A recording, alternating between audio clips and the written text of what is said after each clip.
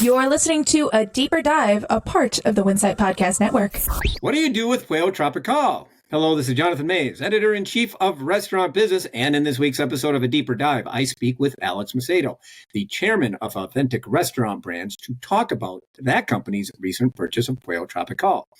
Authentic Restaurant Brands, or ARB, is owned by the private equity firm Garnett Station Partners. Macedo is a former executive with Burger King and Tim Hortons, and he is overseeing the multi-concept operator, which also owns Primanti Brothers, PJ Whelihan's, and Mambo Seafood.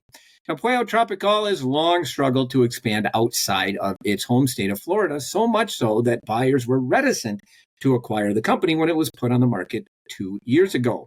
Alex talks about that, and he discusses why he believes there is plenty of growth in Florida and nearby states.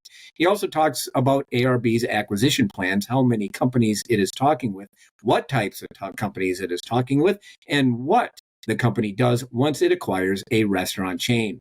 It is an interesting conversation with the chairman of a new multi-concept operator, so please have a listen. Alex Macedo. Alex, welcome to the podcast. Thank you. It's a pleasure to be here with you today. All right, super. Why don't you just start by telling us what you do? Well, currently, I'm the lead operating partner for Garnett Station Partners. Garnett Station is a private equity company from New York. We manage around $2.5 billion in assets, and most of what we do is multi-unit retail. And I'm an operator in the group, right? I'm not an investor. Although I participate in investment decisions, I'm really close to the companies, out in the markets, visiting our locations and working with the management teams to drive the business. So I'm 100% a core operator. Mm-hmm. Now, you guys just completed a pretty interesting deal, did you not? We did. We just closed on the acquisition of Pollo Tropical, a brand that we all love here in South Florida, and it's amazing to have that brand in the portfolio. We couldn't be. Mm-hmm. So I'm going to ask a question that I think is one of the issues that's always been with Pollo Tropical. And I think Pollo Tropical, I think it's a very interesting and tends to be underappreciated concept. In fact, I told Matt at Garnett Station specifically that was my opinion on it.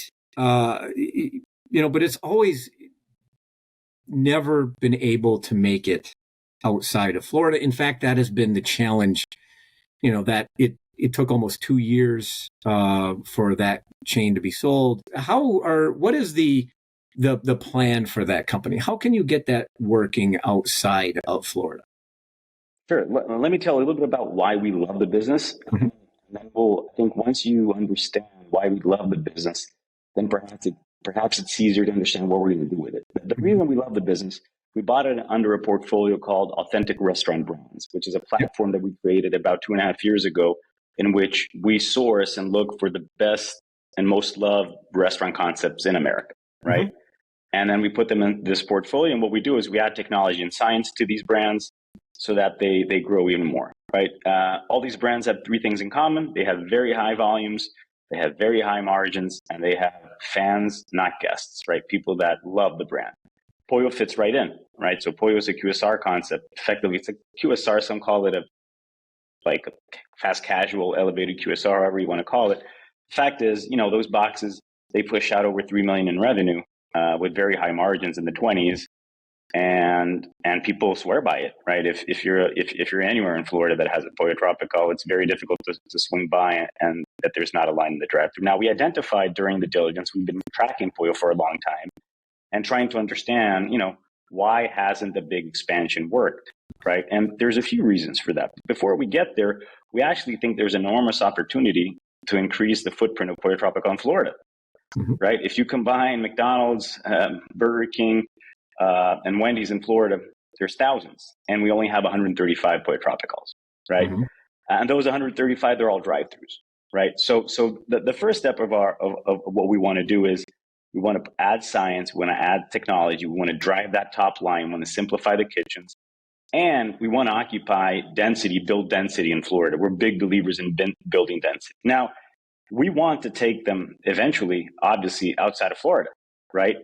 Now, in the past, what they've tried doing, they've tried going to states that are very, very far from where Pollo Tropical is. And I would dare say perhaps something that you don't know. And some of those attempts actually change the menu of the brand to do that. Really? Right? Yeah. So we identify that as something that, the way they were cooking the chicken, which is like the core of the brand. It's like, oh, I'm gonna take Burger King to California, but I'm gonna change the way the Whopper is done. That probably reduces your chances. Perhaps I'm sure there's a bunch of really good reasons behind that. We haven't really dealt in, but we're gonna understand why they fail. So the way we like to do business, Jonathan, it's really interesting. We are obsessive copiers, right? Our marketing teams are full of engineers and mathematicians, and what we do is we analyze and scrutinize the data like crazy, and then we benchmark. We find whoever does it best, and then we copy, and then we test, and then if it works out, we roll it out again. Very rarely do we have very unique ideas. We take no pride in that. We're more than fine to copy. So that's what we're going to do with Pollo. We're going to understand expansion of other similar concepts to Pollo and how they expanded, throughout the country. And I'm sure we're going to find 2 or 3 that did it in a very effective way that we can copy, and then we're going to rock and roll and copy and expand. But to begin with, the plan is just to drive the top line, make sure our teams are delivering a great guest experience, and density in Florida. Density in Florida is a word that you're going to hear a lot over the next 2 or 3 years. Mm-hmm. Yeah, I mean, you mentioned you have only 135 locations in Florida. And, I did some math. And McDonald's, Burger King, and Wendy's, I think combined have 2,000 locations. Mm-hmm. And so, like, you just average out those 3 brands alone. I mean, you could grow multifold in Florida. And that's how we're seeing this. Without touching foot outside the state. And that's exactly how we're seeing this, right? I mean, we want to keep the door open to take it to other places, but in Florida, no, it can be monumental.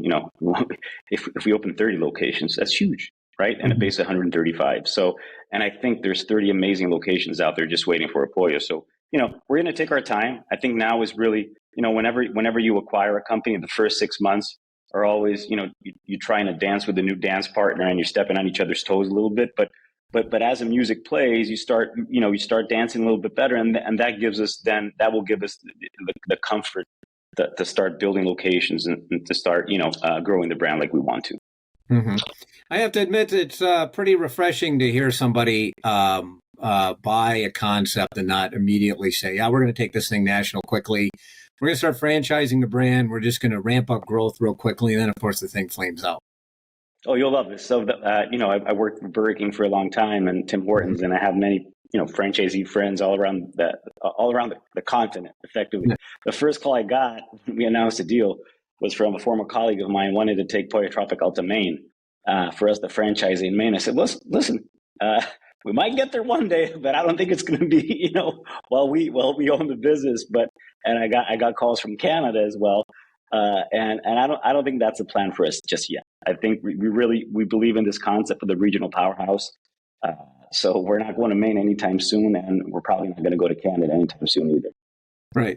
Now that's kind of the acquisition plan. Your plan, your strategy, ARB's strategy is not really just to, buy a bunch of concepts that are national scope. Talk a little bit about that, could you? Yeah. So listen, we buy brands that we think are amazing. But these brands, the other brands, Pollo is the biggest brand on the platform. We have 3 other brands, Mambo Seafood, which is a seafood platform in Houston with $6 million volume. Very, very good family business, 20% margins. We have Primanti Brothers in the larger Pittsburgh area that has around 45 units. It's been around for 90 years. And then we have PJ Whelihan's, which has about 28, 29 units in the greater Philadelphia area. And these are fantastic concepts, but because they're small, sometimes they don't have access to all this advanced financial structuring or marketing intelligence or data analytics. And we come in when something that's beautiful, and we just, as I told you, we analyze and we copy. But there's very basic things. I'll give you an Mambo Seafood, for example. We bought it, and when you got served at Mambo, you would get to the table, they'd give you 3 menus, right? And we asked, why do you give people 3 menus, right? That's really confusing. They said, no, we used to give them 2, but then, we added a few things to the menu, so then we give them 3, right? And we asked, how do you prioritize what's on the menu? Like, where are your best stuff? Oh, no, that's how it's been. So what do? We hire the best menu creative company in the planet, and they go out, and now it's all in one menu, and it's all ordered by the order of importance and drive the sale. So immediately you add $3 in check, and just the order taking process is 5 or 6 minutes quicker. So it's not really rocket science what we're doing. It's just we've been around so many different restaurant concepts that we just pick and choose of what we know, and then if we don't know, we go out and search, copy, and then implement. So that's what it is. So that we have an ARB team, we have an ARB team led by Felipe Ataide, who was the CEO of Popeyes, and he has 7 people on his team, all veterans, and we call them the travel agency, right? So what they have to do is they have to suggest best practices from the industry and from inside our own brands to the other brands. We let them run very independent, but they have to influence, the CEOs of these companies to implement some of these initiatives. Mm-hmm. Mm-hmm. Primanti Brothers is always an interesting concept to me because that's been around for a long time. It's been, it's sort of a local institution, and there's always been a sense. I mean, it's received investment cash before. There was a sense that, hey, this thing has legs. It can get national. It never really got very well. Far. They tried it. Yeah. The main approach that I told you, they kind of tried it. So an investment group bought the concept and they took it, if I'm not mistaken, to Indiana and Indiana for sure, and maybe even Ohio. So they traveled, 20 hours, not the 20 minutes that we like. And what happened is people kind of don't understand. I don't know if for those of you that don't know Primanti's, it has a very, very unique sandwich that is huge, and it has coleslaw in it, and it has fries inside the sandwich, and it's very unique. Yeah.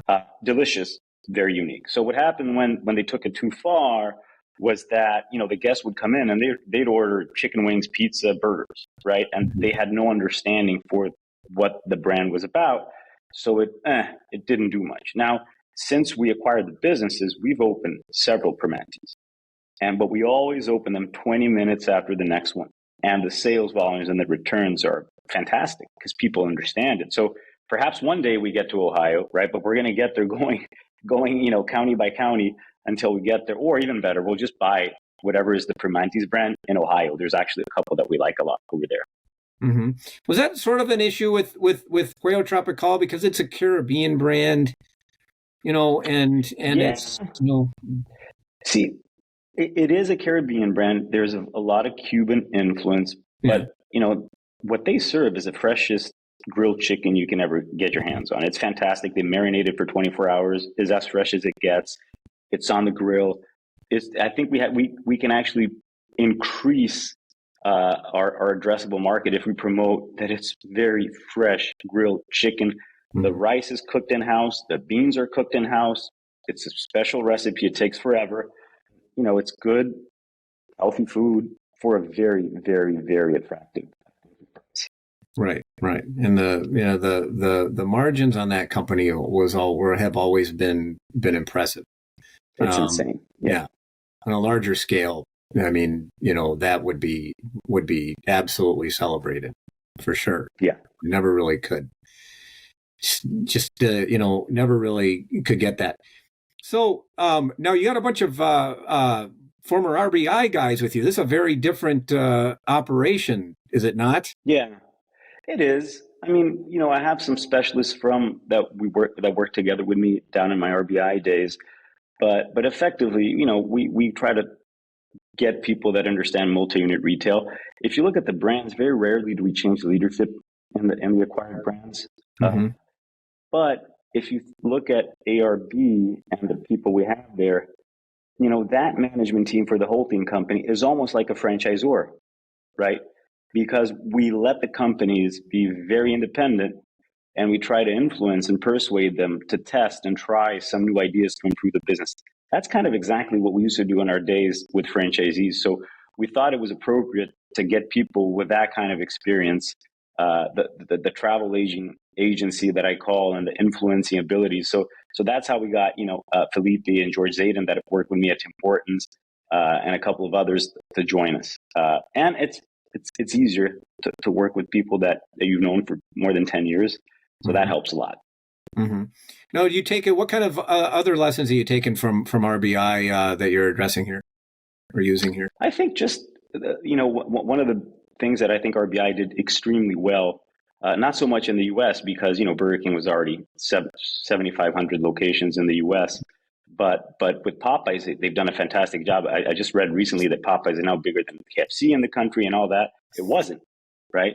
And what they do very well on the growth part, on building new locations, again, a team of scientists and engineers, a lot of software, which is how they did it very successfully with Popeyes here in the United States, I believe. And, just the mindset that RBI has always had of net restaurant growth is something that I think we all appreciate. We know it's very difficult, but that having a mindset that we're going to grow, that we're going to drive sales, and we're going to drive new units, that's something that, it's very present in our lives as we acquire these businesses. Mm-hmm. Now, your plan is to keep acquiring additional businesses. Yeah, talk a little bit about that if you can. Yeah, so so far we focused on kind of two platforms. If you look at it, we like the segment of the sports bars and of the Hispanic consumer, and I'll get into why we like that. And we're not restricted to those. And perhaps, we just look for the best brands.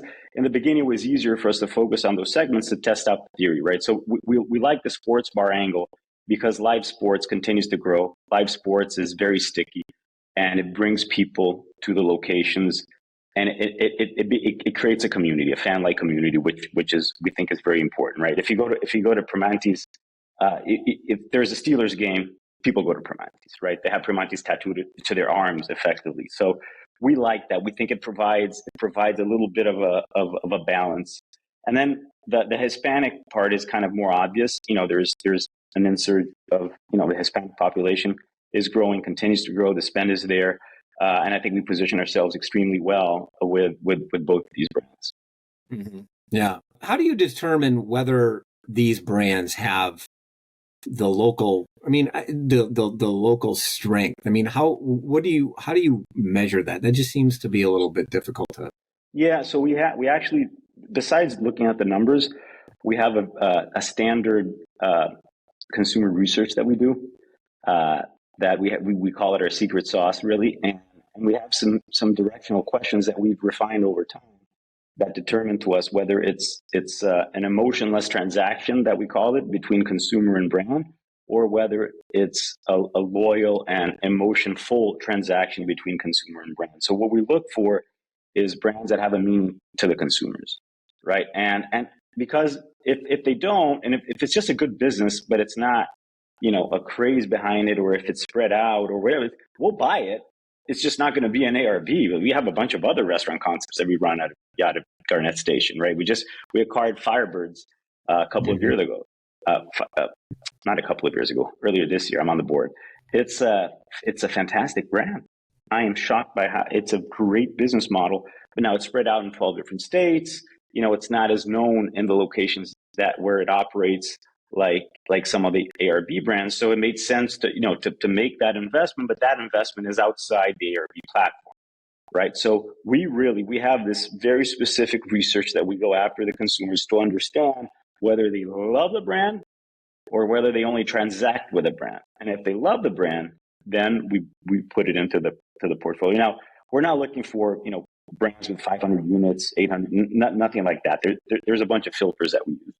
Yeah. Yeah.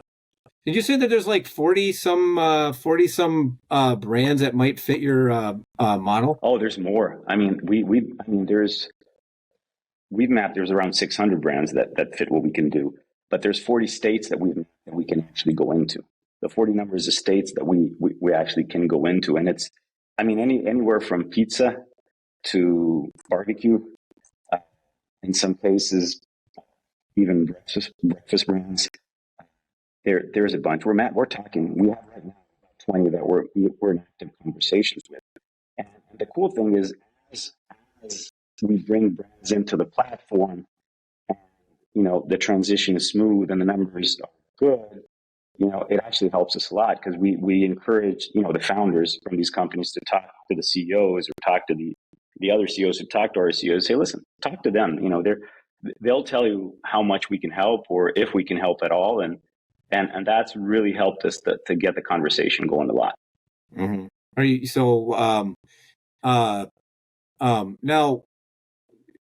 Let's talk. How is a plan to be sort of long-term investors here, or do you thinking about an exit at some point? Listen, there's so many opportunities for this. These are businesses that produce a lot of cash, mm-hmm. right? Given the average volumes and the margins, these are businesses that produce a lot of cash, but these are also businesses that have great ROIs on new builds. So it's more of a balance in how much you grow them, and how much you press the pedal and accelerate the car. But our plan is to continue to do this, for years. That's kind of the sweet spot of what we do, multi-unit retail, and specifically on the restaurant side. That's where kind of all of us started, effectively, even Alex and Matt, the founders of GSP. So we like the space a lot. Mm-hmm. How did you get involved in this? On GSP? Well, this is a great story. So Alex and Matt, they started their company. Their first investment of what became Garnett Station Partners was the acquisition of a 30-unit Burger King franchise in North Carolina in 2014, while they were still getting their MBAs. And I was running Burger King at the time, and I threw them into the system. And, we were just about to turn the corner and take off with Burger King. And I knew it. They didn't. But they were the first people to knock on our door, effectively, since we acquired the company in 2010.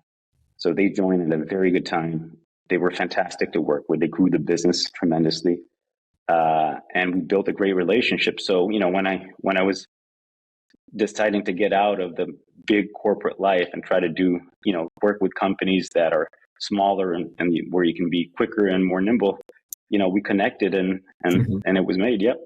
Yeah. Yeah, they're getting pretty big at this particular point. Yes, but the business is getting bigger, but the fundamentals are always the same, right? Like the way we connect with the acquired companies, with the founders, how we structure our deals. We keep a small company mindset, despite having grown a lot over the last 5 or 6 years. Yeah, yeah. Now you had to be patient on this Pollo Tropical deal, did you not? We did. We actually very patient. We looked at it. We've been tracking it for a long time. We looked at it initially earlier this year, met with a management team, visited, decided not to strike then. But then we kept the dialogue. And I think Dirk Montgomery, the CEO of Pollo Tropical, was a big reason for all this happening. He took over as CEO earlier this year. He was a CFO previously, and just his demeanor and the way he goes about the business and the relationship that he kept with us, he really wanted us to join, because he had talked to many people and seen what we're able to do. He really wanted the company. If the company was going to go to someone, he wanted us to take it, right? And then we kept in touch. The numbers for this year have been amazing for Pollo Tropical, and then we started talking again, 3 or 4 months ago, and boom, and then it went quick. This second time around, it went very quick. Right. I mean, I took a look at it, and the details on that deal, and it was really a sign of just how difficult the M&A market is to try to. Yes, it's very difficult. And obviously, they had some unique issues, and it gets back to, I think, the thing that we were talking about earlier, is that a lot of acquirers want to take something like that and make it big. But I always feel that sometimes it's okay to just focus on your own market at the moment, and you can make a fair bit of money for a long time by having just a really good concept, and not trying to overstep your business. I mean, if I had a nickel for the number of companies that completely screwed up by messing with their by growing too aggressively. I mean, by jumping to Maine from Florida. Yeah. So I think what really helped us, Jonathan. I think perhaps some of the other players that looked at it, they look at it with just a financial lens and a financial background. I suspect that most of them don't have like the deep rooted experience in restaurants that we have at Garnett Station and our team. So when we look at the business, we just don't look at the P&L. We look at the menu. We look at the incidence of different items. We benchmark it with our other companies. We go into a level of detail of how to operate that. But we go into the kitchen. We do things because our knowledge of restaurants is so expressive that I think we can see a little bit of value where perhaps some just see a wall. Oh, yeah, they can't expand it outside of Florida, so that doesn't make sense. It actually makes a lot of sense. We see so much opportunity to drive the top line, despite these boxes pumping 3 million. We think they can do a lot more, and we can do a lot more in Florida. And I think we can do more outside of Florida, right? We've taken brands that perhaps have no business being in other countries to other countries before, and taking something that's in the United States within the United States. I think it's easier. Yeah. Right? It's doable. Someone has done it. We're going to find who did it. We're going to find how they did it. We're going to copy, and we're going to do. If there's someone that's done it, we love it because we have no pride in being. I had the idea or I did it. I was so smart. I did. No. We love smart people because we can copy them and copy it in our own way and be smarter in the way that we run our businesses. So we're very humble in that sense. Yeah. It's probably worth noting that Garnett Station is the largest shareholder of Carol's Restaurant Group, which is the former owner of Pollo Tropical. Was that connection at all play any role, or was that just a random accident? That was just an absolute random coincidence. I was in the board of Carol's for 5 years, and Dana Cardino, who was a CEO for a long time, he was the one that did the transaction of exiting the Pollo investment and just focusing on Burger King. We never talked about Pollo with Dan. Right now we do, but we never we never did before. It was all focused on our challenges and our opportunities in the burger world, and yeah. So what's now Carol's is how Alex and Matt started in 2014, buying the 20-unit operator, and that's what it turned into. With this, right? It's amazing, right?